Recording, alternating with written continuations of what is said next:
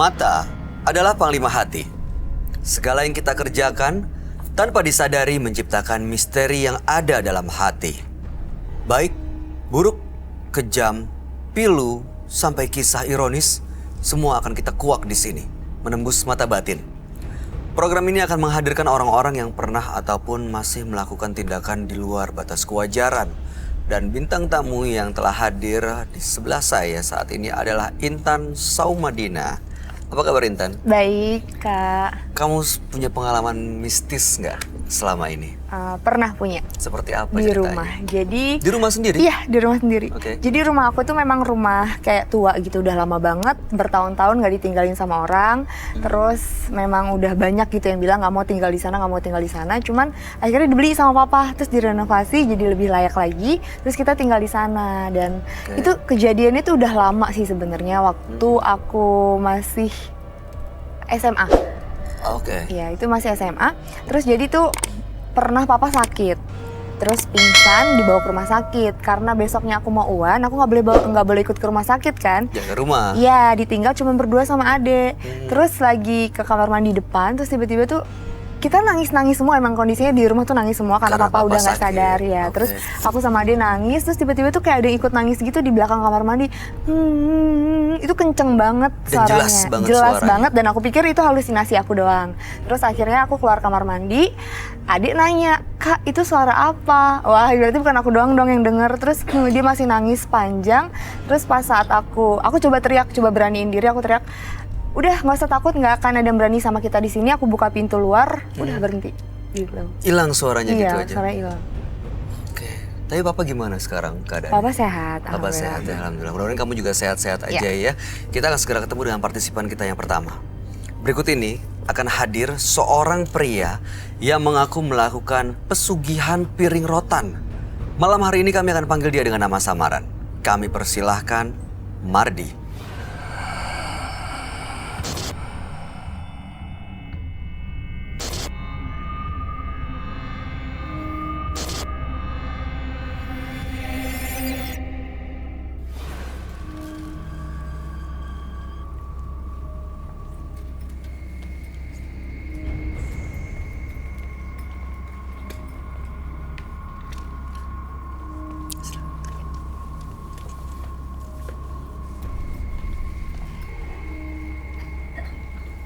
Selamat malam, Mas Mardi.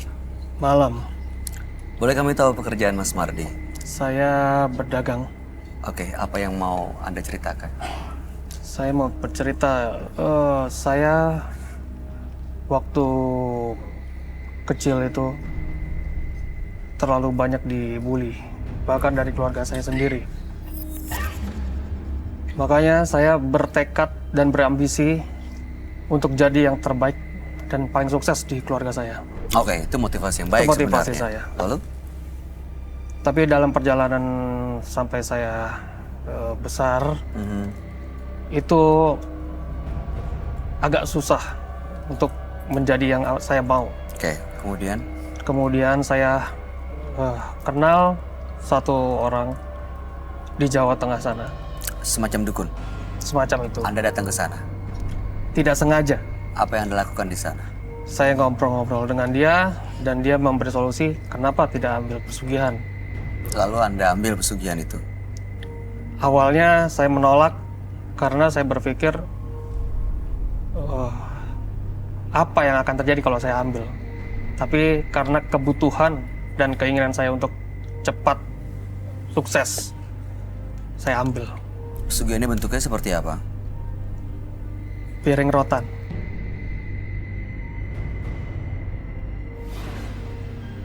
Piring rotan? Iya. Oke, apa yang Anda lakukan untuk mendapatkan piring rotan itu?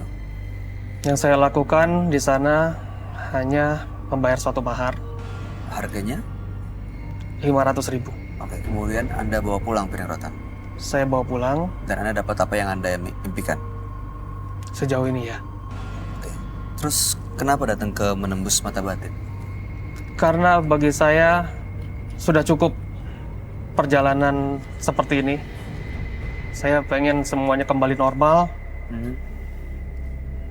Karena ini berpengaruh kepada keluarga saya. Apa pengaruhnya sama keluarga? Saya jadi memiliki temperamental yang tidak terkontrol. Dan mereka sudah terganggu. Dan mereka terganggu. Karena rumah tangga saya juga terlalu banyak konflik. Baik. Mudah-mudahan malam hari ini Mas Mardi bisa mendapatkan solusi dari permasalahan yang lagi dihadapi dan bisa lepas dari apapun ikatan dengan piring rotan ini, dengan pesugihan ini. Iya. Kami akan ajak Anda untuk bertemu dengan sahabat kami. Dia adalah seorang indigo. Kami persilahkan Roy Kiyoshi. Sebelumnya, tim Mata Batin sudah memberikan tanggal lahir dan nomor rumah partisipan kepada Roy Kiyoshi. Dengan mata batinnya, Roy akan membaca berdasarkan angka yang kami berikan. Mardi, tinggal di rumah bernomor 120. Terlahir tanggal 23 Januari 1984. Dia memiliki kepribadian yang baik dan ramah, tetapi kadangkala terlihat murung dan tidak berpikir panjang. Entah kenapa saya melihat belenggu kegelapan dalam jiwa Mardi. Dia seperti telah menyerahkan dirinya kepada Raja Kegelapan. Hal ini dapat membuat kejiwaan dan nyawa Mardi terancam. Saya melihat di dalam sosok Mardi ada kera tinggi besar. Saya akan membantu Mardi memecahkan teka-teki misteri pada malam hari ini.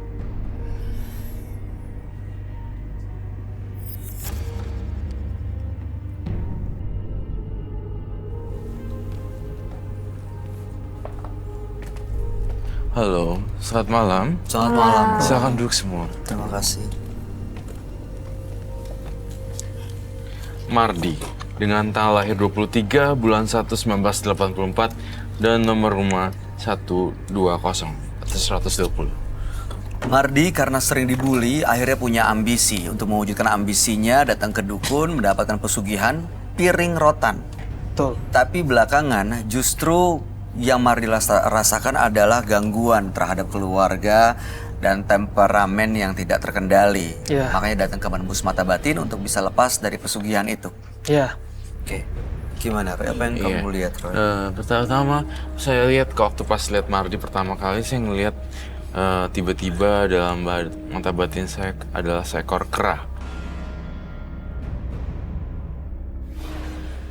Memungkinkan sekali ketika seekor kera ini muncul, apakah memang ini temannya dia atau penjaganya dia?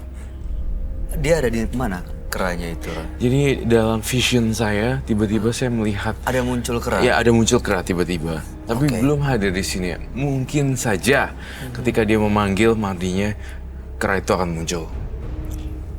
Kera itu tapi energinya terasa positif atau negatif, Roy? Kalau menurut saya negatif. Oke. Siluman kera. Siluman ya jenisnya ya? Iya.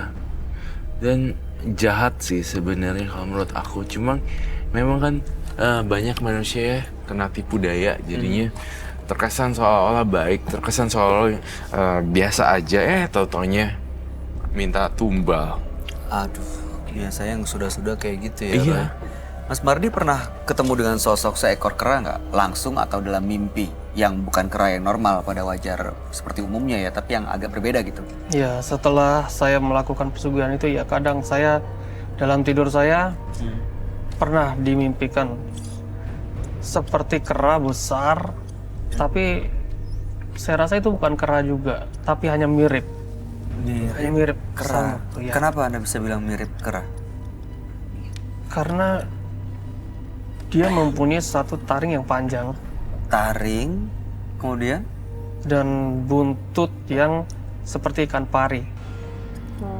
ikan, artinya lebar gitu. Lebar dan lancip di depannya, di belakangnya, di ujungnya. Seperti trisula. Segitiga Iya, gitu lebar. bentuknya. Ekornya ikan pari gitu, Iya, Ekor ikan pari. yang segitiga Kayak panjang. trisula. Iya. Tuh. Menurut saya sih seperti ini. Coba deh lihat kepalanya, mirip gak? Iya. Anda melihat seperti sosok yang digambarkan Roy ini? Berbulu. berbulu. seluruh tubuh. Iya. Dan bulunya itu dari api. Bulunya dari api. Iya.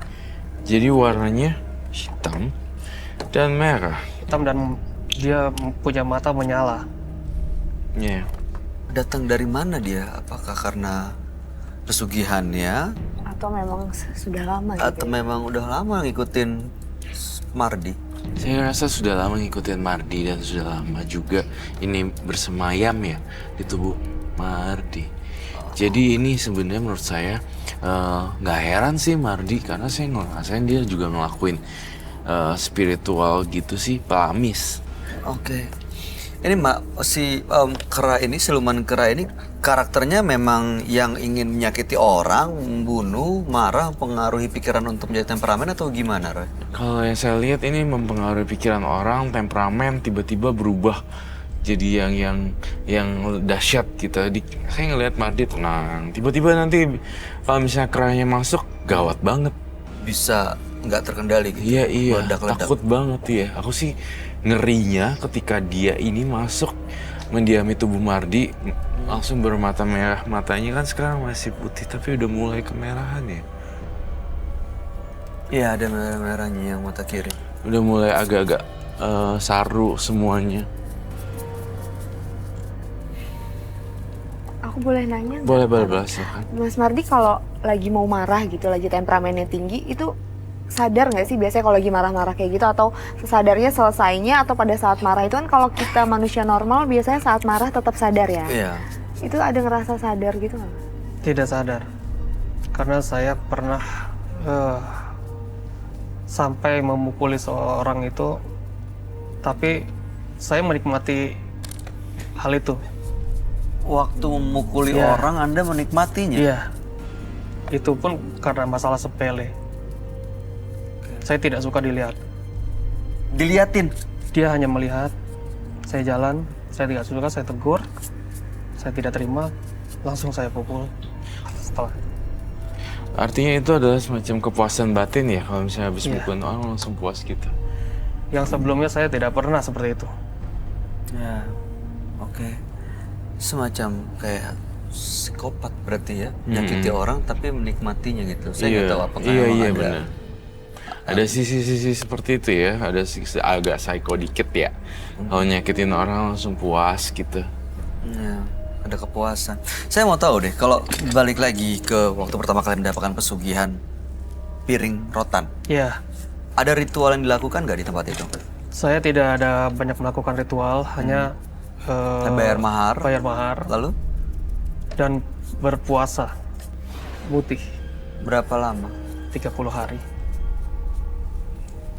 Bau ya, bau kera. Aku boleh nanya lagi ya? Silakan. Itu kan pesugihan biasanya suka minta tumbal. Betul. Kalau pesugihan yang dilakukan sama Mas itu ada tumbalnya? Ada. Oh. Udah Dan terjadi sudah ya. 2 orang. Waktu pertama kali mendapatkan piring rotan itu kan tujuannya untuk dihormati begitu ya, disegani. Untuk Berhasil nggak? Sejauh mana bisa dapat apa yang Anda mau? ya berhasil. Sejauh Apa yang apa yang terjadi? saya mau punya apa saya bisa. Misalnya? Saya mau punya mobil. Saya mau punya rumah. Saya mau punya kehormatan. Mobil, rumah, Dan saya dihargai. Kehormatan, tahta. Apakah bawa piring rotannya hari ini? Ada. Boleh saya lihat ke Mas Mardi? silakan Mas Mardi.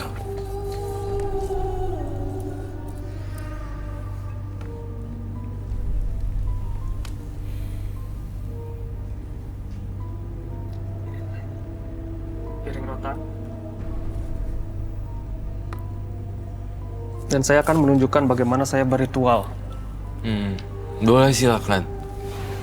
Ya kalau ritual berarti bisa memanggil makhluk ini dong. Bisa? Sebentar, sebelum melakukan ritual saya mau nanya dulu. Boleh. Sejauh yang saya tahu dari partisipan yang datang, setiap pesugihan itu pasti ada tumbal. Iya, Pernah ada tumbal nggak sejauh ini? sudah 2. Siapa? Saya tidak kenal orangnya. Itu yang Anda makan pukulin? di tempat saya. Makan? Iya, kan saya buka berdagang. Dagang bisnis kuliner, warung makan. Ya, Mereka makan, lalu kemudian mereka kondisinya seperti apa? ada yang seperti kena sakit jantung, tiba-tiba meninggal. Satu lagi? Satu lagi itu dia dalam perjalanan Kecelakaan maksudnya? kecelakaan setelah makan.